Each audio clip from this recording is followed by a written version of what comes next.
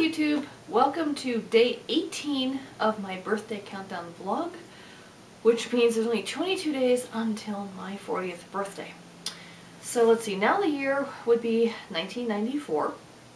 I was a full-time undergraduate student at this point, earning my elementary education degree.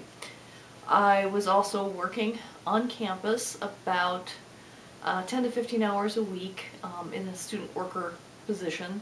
I worked in the records office pretty much the entire time I was an undergrad. And besides that, I also babysat for about 3 or 4 different families pretty much weekly, where I would be at their house every night and taking care of the kids and took the kids in, and then I probably did most of my studying at those folks' homes because the parents usually stayed out till 11, 12 every night. Not every night, but it was a different family each night, and I would be at their house once a week. And so I was doing a lot of different things.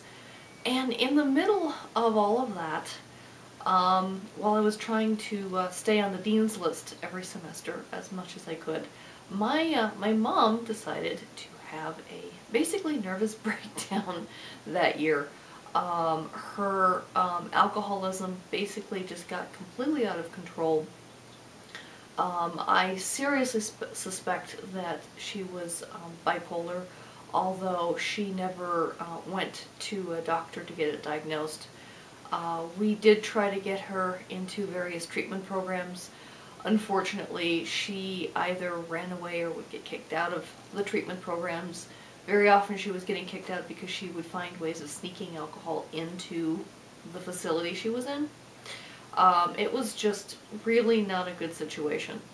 And it all kind of came to a head at one point where my grandmother and I knew that my mom really needed some help, and we took her to the hospital. She was having shaking and convulsions and just all sorts of bad things. So we took her to the hospital and waited with her in emergency until they admitted her.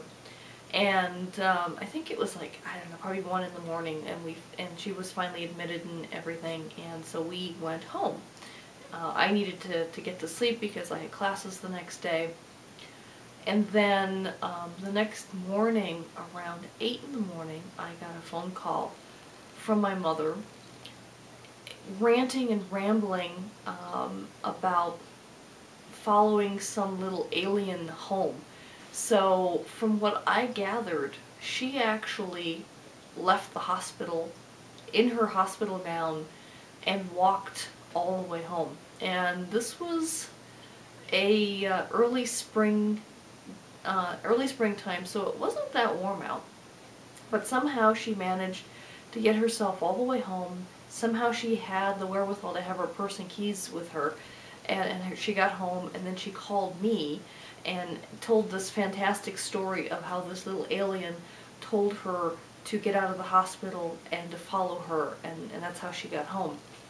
And I was like, oh my gosh, what's going on now? I was half asleep. I was so tired from the night before. So I told her, well, just go lay down, go rest, I'll check in on you later. And I tried to get a little bit more sleep because I wasn't planning on getting up until 10 that day. My earliest class wasn't until 2 that afternoon, or something like that. And about 10 in the morning, I was finally starting to wake up, and she calls back, and this time she was like in a panic. She said that the little alien infected her furniture, and her furniture was turning into vampire monsters who were trying to eat her. Yes. This is what I was dealing with at this point. And so I actually didn't know quite what to do, but I decided, we didn't necessarily, you couldn't do an ambulance 911 call because she wasn't necessarily threatening herself or others. She was just in a very bad mental state at that point.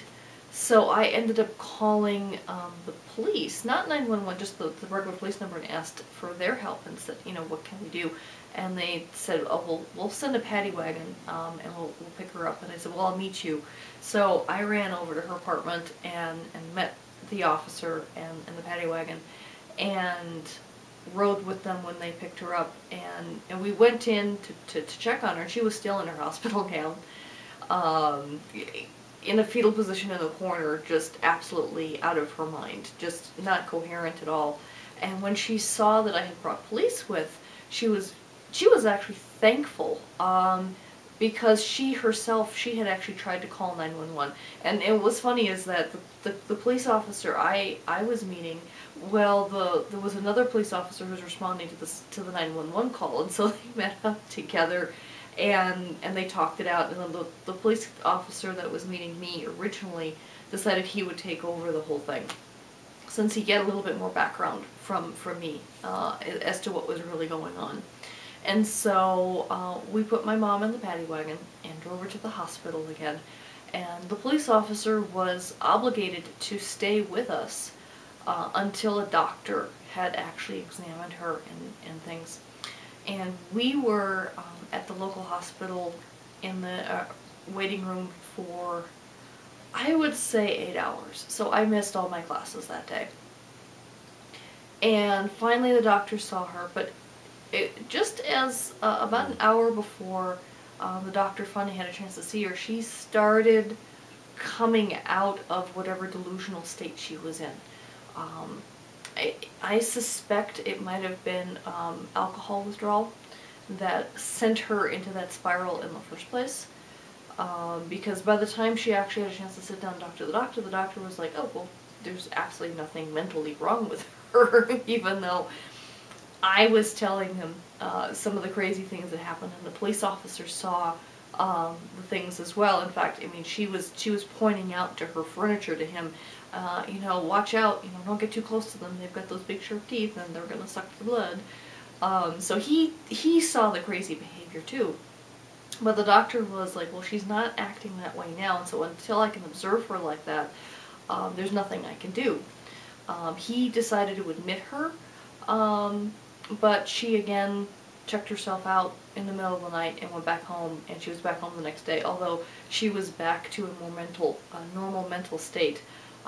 And that's probably because she got her hands on some more alcohol and was drinking again, and somehow that actually restored her brain.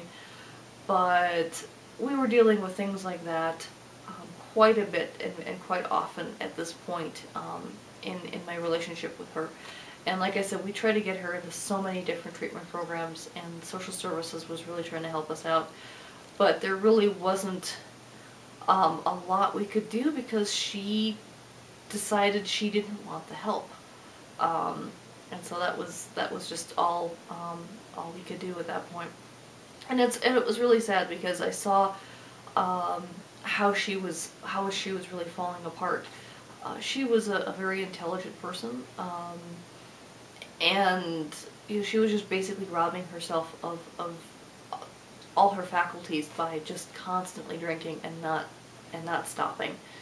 And it really taught me one thing: one, you can't help someone who doesn't want to be helped, and two, excessive drinking is definitely not a good thing. So, be that as it may, that was a very stressful year, and how I ever actually managed to stay on the dean's list every semester in '94, I really have no idea, but I somehow managed to. Alright, well that was my story for today. Until tomorrow, bye.